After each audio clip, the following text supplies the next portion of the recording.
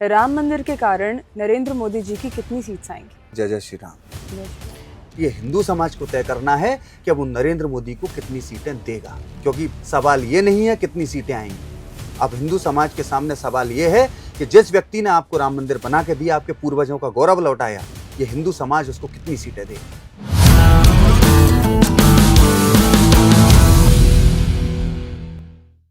राम मंदिर बन चुका है, चुनाव सामने है। राम मंदिर के कारण नरेंद्र मोदी जी की कितनी सीट्स आएंगी? राम मंदिर बन चुका है, इसके लिए तो सबसे पहले रामलला को जय जय श्री राम। जय श्री राम। सुब्रता, आपने प्रश्न किया कि राम मंदिर बन चुका है और राम मंदिर के कारण जी। नरेंद्र मोदी जी की 2024 के चुनाव में कितनी सीटें आएंगी। तो सबसे पहले तो ये प्रश्न ही गलत है। जिस व्यक्ति ने भारत में 500 वर्ष के संघर्ष के बाद राम मंदिर बना के दे दिया, ऐसा भी नहीं है कि नरेंद्र मोदी जी ने ही बना के दिया, लेकिन जो यज्ञ हमारे पूर्वजों ने शुरू किया, जिस काज के लिए, जिस कार्य के लिए हमारे पूर्वजों ने बलिदान किया, तप की, तपस्या की, उसकी पूर्णाहुति नरेंद्र मोदी जी ने की। तो कहने में यही आएगा कि जब नरेंद्र मोदी जी जैसे व्यक्ति ने इस भारतीय जनमानस को और स्वयं को भी राम मंदिर बनाकर दे दिया, उसके बाद अगर इस देश में यह चर्चा हो रही है कि राम मंदिर बन जाने के कारण नरेंद्र मोदी जी की कितनी सीटें आएंगी, तो ये प्रश्न बहुत अनुचित है और गलत है। प्रश्न तो असल में यह है कि राम मंदिर बन जाने के बाद नरेंद्र मोदी जी की कितनी सीटें आनी चाहिए। कितनी आएंगी यह सवाल नहीं है, कितनी आनी चाहिए, क्योंकि ये जिम्मेदारी, ये दायित्व अब हिंदू समाज का है, वो इस धरती पर रहने वाले हर एक हिंदू का है कि जिस व्यक्ति ने आपके पूर्वजों की तपस्या को पूर्ण कर दिया, राम मंदिर बना के दे दिया, आपके गौरव को आपको वापस लौटा दिया, आप उसको कितनी सीटें दोगे। इसको एक उदाहरण से समझाता हूं मैं आपको। कल्पना कीजिए, खैर ऐसा ना हो, हम किसी के लिए ऐसा नहीं सोचते, पर कल्पना कीजिए कि मजहब वाले लोगों के पवित्र स्थान को आज से 400 वर्ष पहले या 500 वर्ष पहले किसी ने तोड़ दिया होता।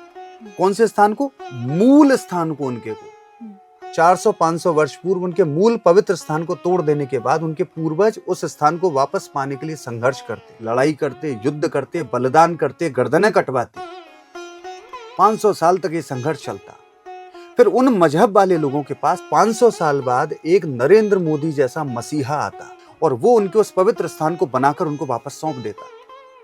तो अब मैं सवाल करता हूं कि वो मजहब वाले लोग अपने उस मसीहा को कितने वोट देते, कितनी सीटें देते?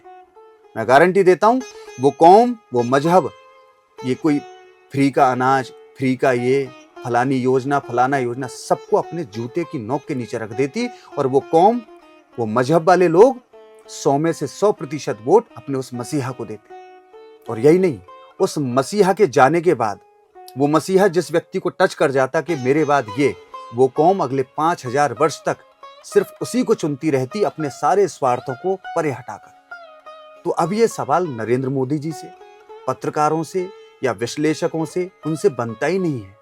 अब तो सवाल सीधा सीधा भारत के इस धरती के हिंदू समाज से बन गया है कि जिस व्यक्ति ने आपको राम मंदिर बनाकर दे दिया, आप उसको कितनी सीटें दोगे। तो सवाल अब ये है कि कितनी सीटें आनी चाहिए।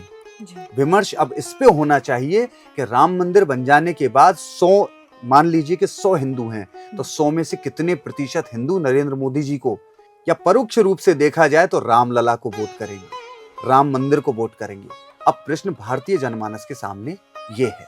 तो अब ये हिंदू समाज को तय करना है कि अब वो नरेंद्र मोदी को कितनी सीटें देगा, क्योंकि फिर कहता हूं, सवाल ये नहीं है कितनी सीटें आएंगी। अब हिंदू समाज के सामने सवाल यह है कि जिस व्यक्ति ने आपको राम मंदिर बना के दिया, आपके पूर्वजों का गौरव लौटाया, ये हिंदू समाज उसको कितनी सीटें देगा।